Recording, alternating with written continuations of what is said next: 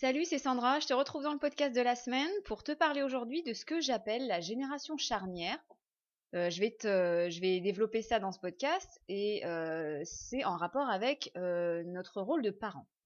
Alors jusqu'à il n'y a pas très longtemps, les principes d'éducation, ils étaient très peu remis en cause, c'est-à-dire que traditionnellement, l'enfant, il était vu comme un être inférieur à qui il fallait apprendre à bien se tenir et qui devait obéir aux adultes chefs. Aujourd'hui, et via différents courants qui se rejoignent, comme par exemple les pédagogies Montessori, Freinet, Charlotte Mason, ou même l'exemple des pays scandinaves, il y a une nouvelle façon de voir l'enfant qui se développe, tout doucement, mais sûrement, puisque selon moi, ce n'est pas une simple mode, mais c'est bien l'avenir, et ça me réjouit, je dois bien te l'avouer. Alors si tu as toi-même été élevé de façon traditionnelle, avec une éducation dans laquelle on t'a dicté ce qui était bien et ce qui n'était pas bien, ce qu'il fallait faire et ne pas faire, si on t'a puni, réprimandé, voire ignoré ou même bien pire, si on t'a transmis des valeurs de discipline stricte, des idées de dureté éducative, d'obéissance de l'enfant face à l'adulte puissant, et si en fait toi, maintenant, en tant que parent, tu veux pas transmettre tout ça à tes enfants, si par exemple pour toi l'éducation traditionnelle c'est pas ta ligne de vie, alors tu fais partie probablement de la génération charnière dont je parle dans ce podcast. Que tu aies 20, 30 ou 40 ans d'ailleurs, ça importe peu parce que je parle ici de génération en tant que maillon entre deux autres maillons et non pas d'une place dans notre ère. Alors du coup ça te concerne. Pour illustrer ce que j'entends par génération charnière, j'aime bien l'image de la boîte à messages. Alors globalement, je fonctionne à fond énormément par image dans ma vie. Les concepts, les idées, elles me viennent à moi souvent de façon imagée. Donc tu t'étonneras pas de me voir parler souvent de ça dans mes podcasts, avec des images qui te parleront plus ou moins et qui me sont assez personnelles. Alors je te propose d'imaginer que chaque être humain est comme une énorme boîte aux lettres. À la naissance, cette boîte, elle est vide. Nos parents et l'entourage nous remplissent par un tas de messages qu'ils nous mettent par la fente de la boîte. Alors dans l'éducation traditionnelle, les messages sont plutôt indélébiles, ou en tout cas ils sont assez difficiles à effacer, et la boîte, elle n'a pas d'autre ouverture que cette fente. Les messages qu'on te met, ils comportent ce qu'il faut faire et ne pas faire, et on ne t'autorise pas beaucoup ou très peu à donner ton avis sur ces règles de vie, et t'as que très peu l'autorisation de les changer. Elles sont un peu comme des vérités, et t'as pas bien d'influence dessus.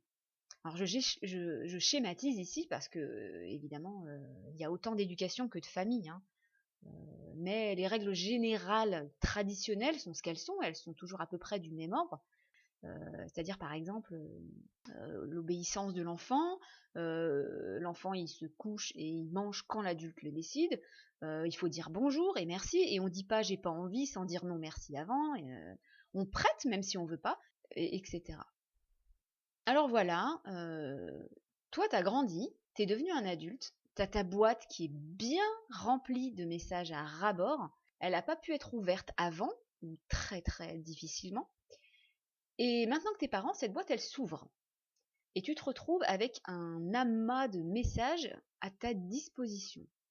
Et là maintenant, tu as un ou des enfants et tu as donc le rôle, à ton tour, de remplir la boîte qu'ils représentent.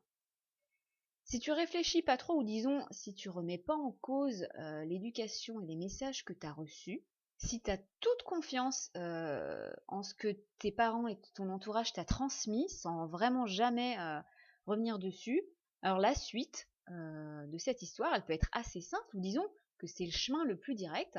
La suite, ce serait de prendre l'amas de messages et de tout simplement les transmettre tels quels, ou presque, dans la boîte que représentent ton ou tes enfants.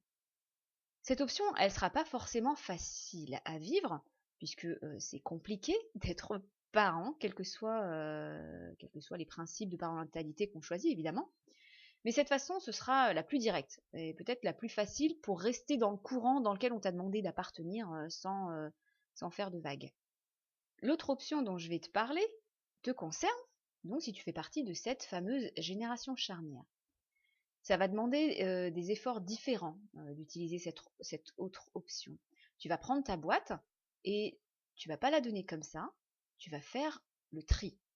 Et tu vas faire un long et fastidieux tri très compliqué.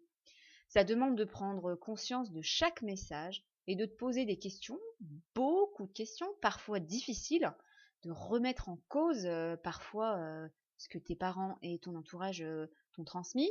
Et puis, tu vas transmettre que les messages auxquels tu adhères profondément, qui seront peut-être très peu nombreux, plus ou moins selon la personne. Mais il va rester du vide à remplir dans la boîte de tes enfants, puisque tu n'auras pas tout transmis. Tu vas donc devoir créer les messages, tu vas prendre le temps fastidieux de les rédiger, tu vas les écrire lisiblement et tu vas remplir la boîte de tes enfants avec. Et tu feras en sorte que tes enfants ils puissent les modifier. Tu vas pas les écrire de manière indélébile. Ou qu'ils puissent au moins les ressortir par une autre ouverture que tu auras créée toi dans une paroi de la boîte pour qu'ils aient le choix de garder ou pas les messages que tu leur proposes. Alors c'est cette idée du paquet qu'on te transmet que toi tu dois choisir soit de transmettre à nouveau tel quel à tes enfants ou que toi tu choisis de déposer là et tu dois créer un nouveau paquet pour tes enfants. C'est cette génération charnière que nous représentons et qui est en grande partie, en fait, j'en suis sûre, une des raisons des difficultés que représente l'application concrète d'une éducation que j'appelle consciente, authentique et bienfaisante. Parce que ça représente des efforts de dingue, en fait, de détruire des messages inscrits, qui sont inscrits de façon hyper profonde et collés très solidement dans nos têtes, nos boîtes aux lettres. Donc il faut détruire pour transmettre du nouveau, transmettre en fait finalement ce qu'on n'a pas reçu nous-mêmes. Et ça demande un effort assez phénoménal parce que tous ces messages qu'on a reçus, ils sont pas si simples à effacer. On les gribouille, on les efface, mais ils restent un peu lisibles, hein, ils sont toujours un peu là. Et du coup, ils ressortent sans faire gaffe dans certaines de nos paroles et dans nos actes. Ils sont puissants ces messages. Ils ont une importance et une influence en fait vraiment phénoménale dans nos vies. Alors si tu fais partie de cette génération charnière, toi tu veux pour tes enfants, tu veux être empathique, à l'écoute, tu veux répondre à leurs besoins, tu veux recevoir leurs émotions, tu veux leur laisser la liberté et le respect qu'ils méritent, tout ce qu'on t'a peut-être pas transmis finalement. C'est mon cas, clairement.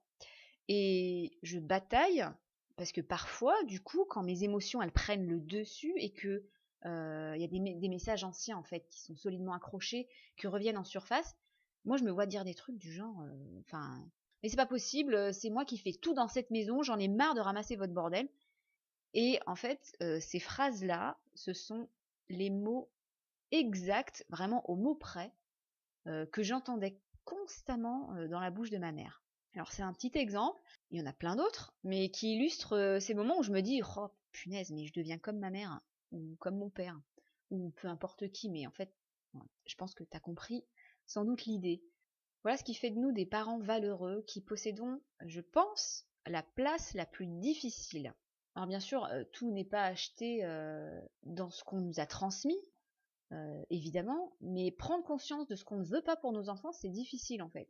Il faut accepter que nos parents et notre entourage que nous aimons, ils ont fait évidemment de leur mieux et ils ont fait ce qu'ils pouvaient avec ce qu'ils avaient, mais que il faut accepter que non, nous, c'est foncièrement pas ce qu'on veut pour nos enfants. Du coup, pour moi, c'est évident que les parents actuels qui sont dans cette fameuse génération charnière, qui ont reçu quelque chose mais qui veulent transmettre autre chose, ils sont la génération qui a la tâche la plus difficile. Alors si toi tu te reconnais dans cette fameuse génération charnière dont je parle, que c'est compliqué pour toi des fois quand tu dis des mots que tu penses pas à tes enfants, quand tu te mets à crier ou à reproduire des schémas que tu as vus chez tes parents ou ton entourage, tu restes un parent ultra fortiche, ultra courageux, de faire un travail phénoménal de transmettre ce que tu n'as pas toi-même reçu. C'est un travail, on ne se rend pas compte de l'énorme effort que ça demande au quotidien. C'est un travail. Alors souvent, je vois des mamans qui aimeraient changer, enfin qui aimeraient arrêter de hurler ou arrêter de reproduire ce qu'elles ont vu, mais de façon, enfin elles aimeraient que ça s'arrête assez rapidement. Mais c'est un travail de fond, vraiment un travail en profondeur et de fond il faut énormément de temps pour détruire ces messages qu'on a reçus dans notre boîte. Et donc du coup, tu peux être fier de ce travail que tu fais.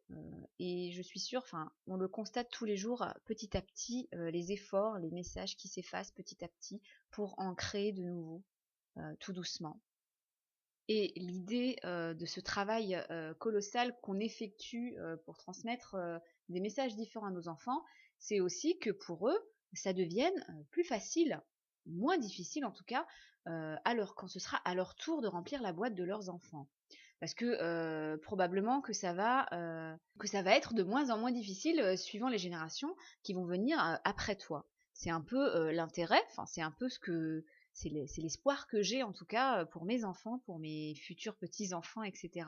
C'est d'avoir ouvert une porte, de leur apporter des éléments nouveaux, mais pour moi ça a été difficile de les mettre, de les mettre à leur disposition, mais ben, j'espère, c'est en tout cas le but, c'est que pour eux ce sera de moins en moins difficile de les transmettre. Voilà pour aujourd'hui pour le podcast de la semaine. Je te dis à bientôt pour un prochain épisode.